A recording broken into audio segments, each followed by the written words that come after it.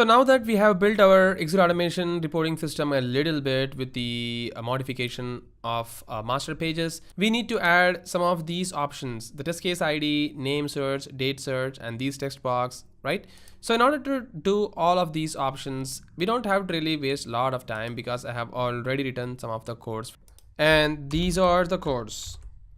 I'm just going to paste it right here. And I'm just adding a field set here. So within this field set, I'm saying test report summary, and this is available within a legend so that it will be in a dark bold. And then within this, there is a div, and it says the radio button list, and there is an ID, and there is an auto post back, and its auto post back is true currently, and you'll understand why I have set this auto post back to true. And then there is a repeat direction as horizontal so that it will be rendered as in horizontal. If you say vertical, then the list box will be rendered vertically. So it's pretty much ready and hot to go. So I'm just gonna save everything here. And then now if I try to run the Airz application, let's see what's gonna happen. All right, great. Now you can see that we have the text boxes like from date, to date, test cycle ID, and name drop down list box, and there is a show button as well. Everything is pretty much rendered perfectly.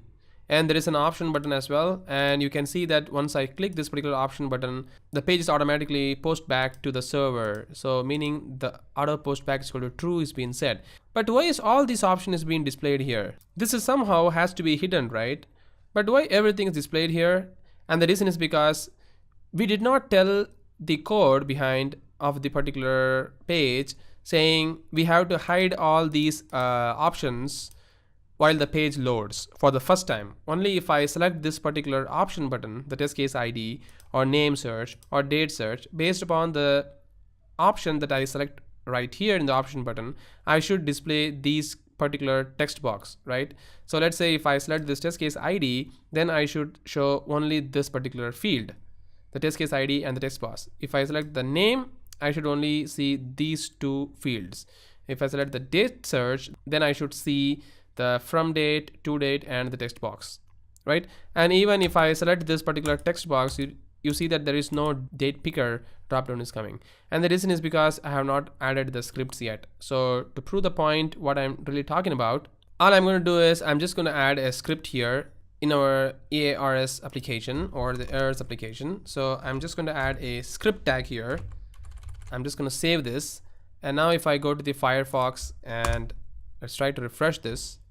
And now if I click the from date, you can see that the date is being rendered. And the reason is because I have just added the date picker from the JavaScript library that we have, the jQuery thing.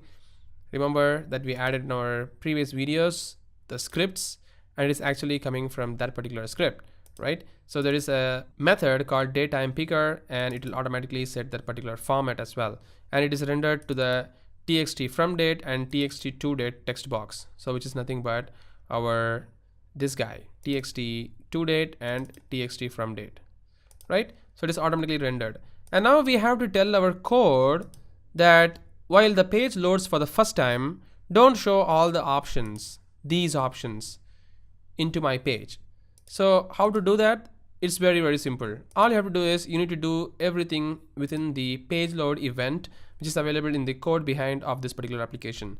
That you can easily go to a shortcut key called F7, or you can also go from navigation. So if I go to the models, to the index.aspx, you can see there is a code behind index.aspx.cs. So if I double click, there is a page load event. And within this page load event, I can add some of the code, or I can also write some of the methods. So if I just hit enter, you can see that the changes are not allowed while the code is running. It's not like the ASPX file that you make the changes, and if you save it and if you refresh the page, the changes will reflect. It's not going to happen in the code behind case, because this particular code is going to be compiled and then it's going to place the DLL file in the Internet Information Server, which will not happen during runtime. So what I'm going to do, I'm just going to stop the execution for now, and then I'm going to add a method, something like this, or load page method. And then within the page load event, I'm just going to add the load page method. I'm just going to save it. And then if I run this particular application right now, you can see that for the first time, all the labels will be set to visible as false. So as you can see, all the text box and labels are disappeared right now. So during the form load, we have set all the visibility as false. But if I click the date search, name search, and the test case ID, nothing will be visible. And the reason is because we are always trying to make this as false. But we have to somehow tell that if I click this particular label, I need to make that particular option as visible, right? But why is that not happening? The reason is because we have to add some more code in the code behind. So for that, again, I'm going to flip to our Visual Studio, and then I'm going to stop the execution here, and I'm going to add a fairly big amount of code here.